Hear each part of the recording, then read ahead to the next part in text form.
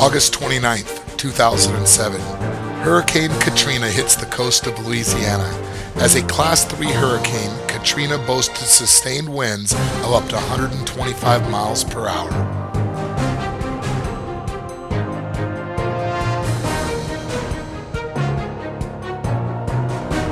Hurricane Katrina devastated the coastal cities of Mississippi, causing damage in Alabama and damaging trees as far away as New York. Hurricane Katrina claimed the lives of 1,836 people. It was the largest natural catastrophe in American history and caused over $84 billion in damage. This is the story of Katrina's effect on the Louisiana city of New Orleans. When the waters broke through the levees a year ago, southern Louisiana was consumed by floodwaters, and New Orleans faced the greatest disaster in its history. 80% of your city was underwater.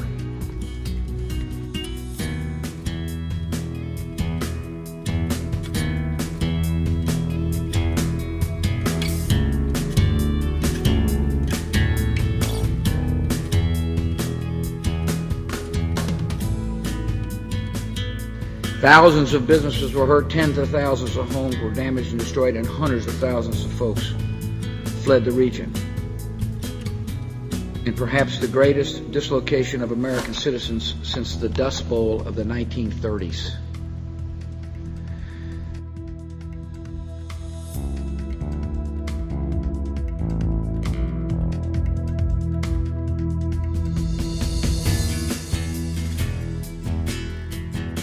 Your fellow Americans offered you more than sympathy.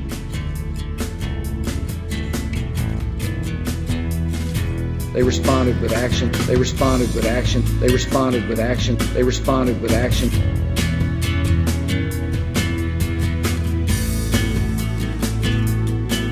And those of you who were stranded off rooftops looked to the sky for deliverance, and then you saw the Coast Guard choppers come. Members of the Louisiana National Guard who had just come back from Iraq stepped forward to bring food and water and ice. On every street, in every parish, there were constant acts of selflessness. Doctors and nurses stayed with patients. They went without food so that the sick and the infirm might be able to eat.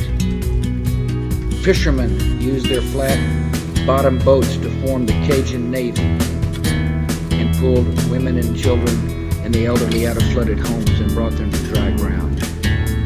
Volunteers embraced frightened boys and girls with warm blankets and loving arms to reassure them somebody cared. In these and countless other acts of courage, we saw the very best of America.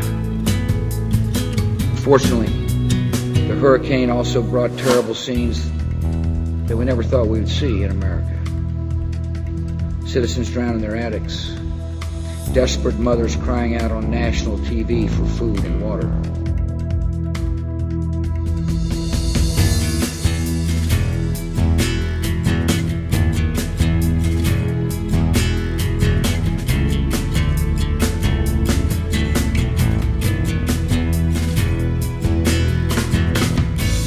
Breakdown of law and order.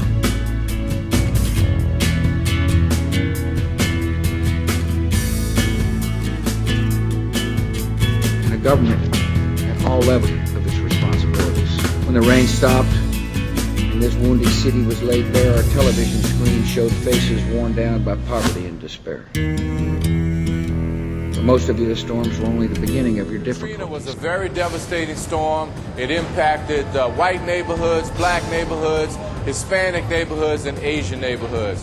So this is a storm that did not discriminate, but if we find any evidence, we'll follow up on it. Mayor Ray Nagin of New Orleans. It's the way God wants it to be. Because everything looked dead. Everything was dead. It's just like as if it was a nuclear war or something.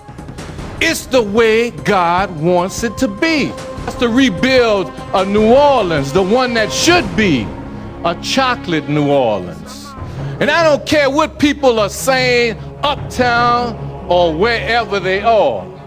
This city will be chocolate at the end of the day. This city will be a majority African American city. It's the way God wants it to be. You can't have New Orleans no other way. It wouldn't be New Orleans.